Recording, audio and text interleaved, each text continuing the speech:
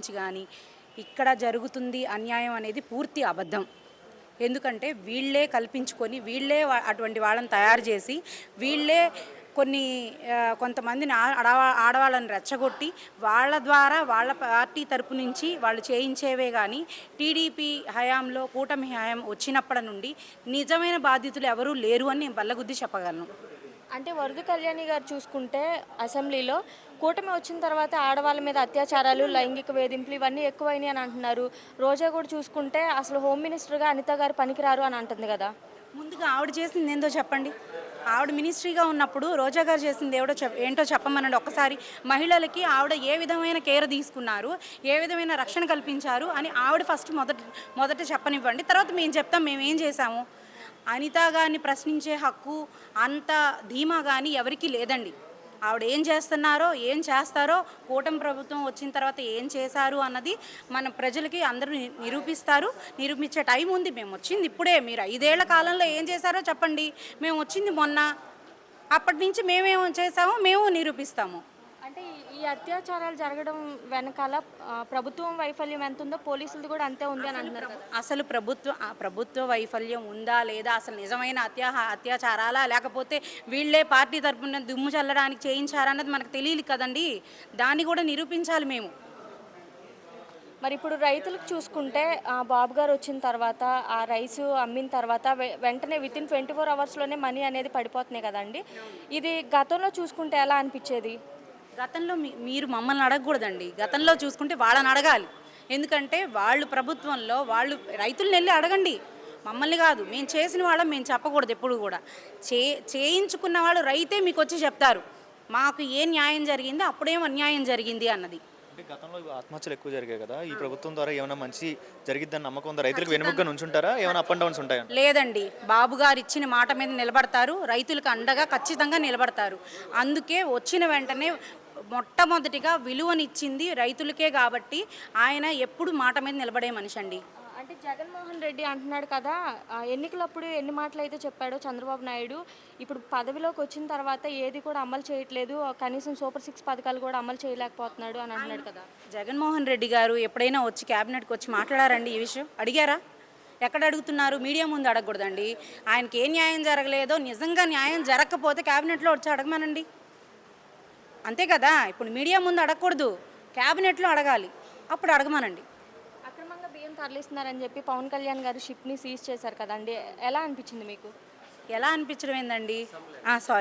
అసెంబ్లీలో వచ్చి అడగాలి. ఆయన వచ్చి అడగమనండి ఒకటి. ఇంకోటి ఏంటంటే మీరేం అడుగుతున్నారు?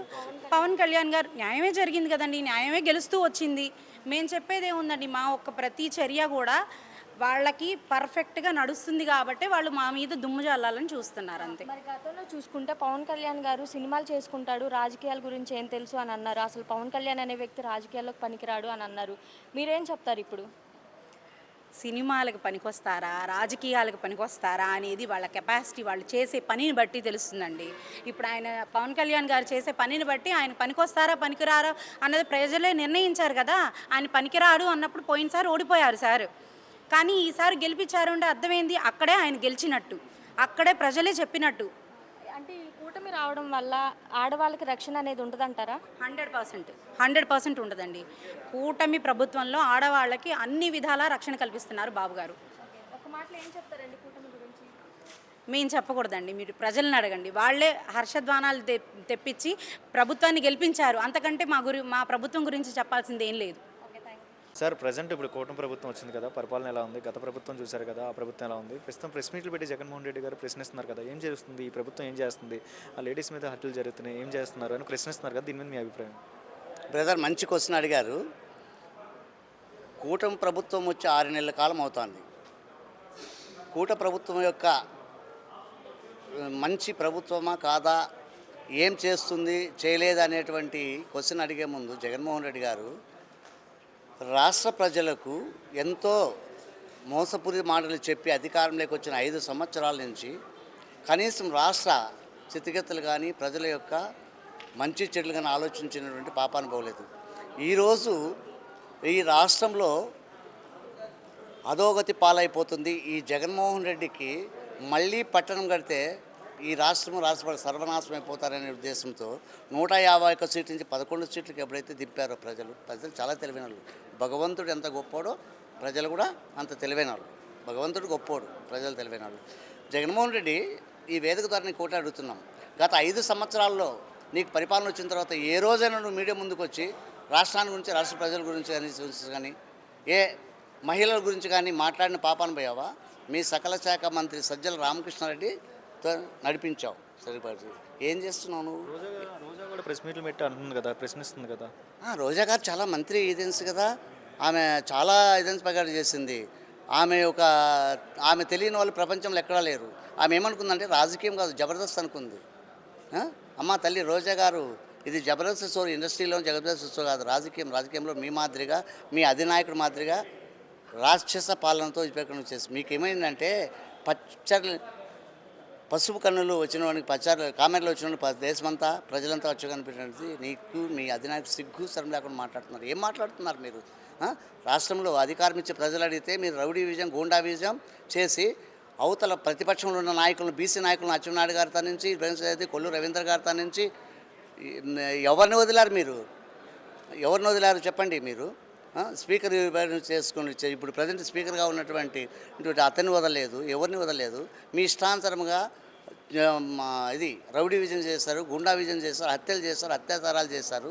వీటన్నిటికంటే మూల కారణం ఏంటంటే ఆ రోజు మేము చేసినటువంటి దగ్గర వచ్చేసి మీ వాళ్ళని అరెస్ట్ చేస్తానంటున్నారే, తప్పుడు కూతులు కూసి ఇష్టం వచ్చినట్టు నోటికి వచ్చినట్టు ప్రకారంగా ఇంట్లో ఉన్నటువంటి స్త్రీమాతలు కూడా కించిత్ అంతెందుకండి?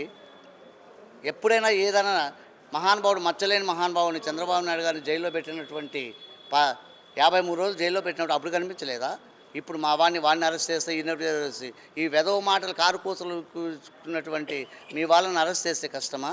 ఇదే డీజీపీ ఆఫీస్కు 10 అడుగుల దూరంలో ఉన్నటువంటి టీడీపీ కేంద్రాలయం కాడ నందిగామ సురేష్ ఇది దాడి చేయించడం వాస్తవం కాదా?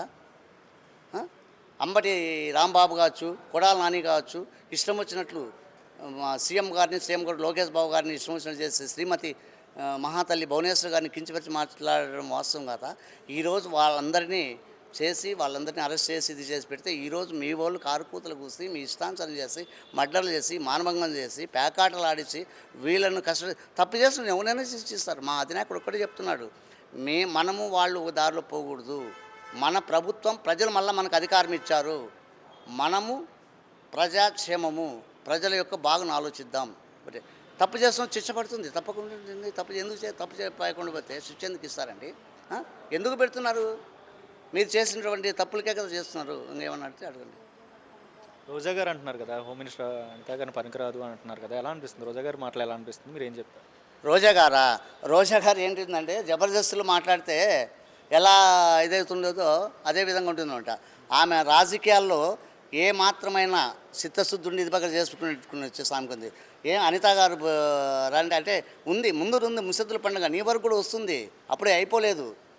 రోజా గారు మిమ్మల్ని కూడా, ఎందుకంటే మిమ్మల్ని మానవత్వంతో వదిలే చేస్తున్నారేమో.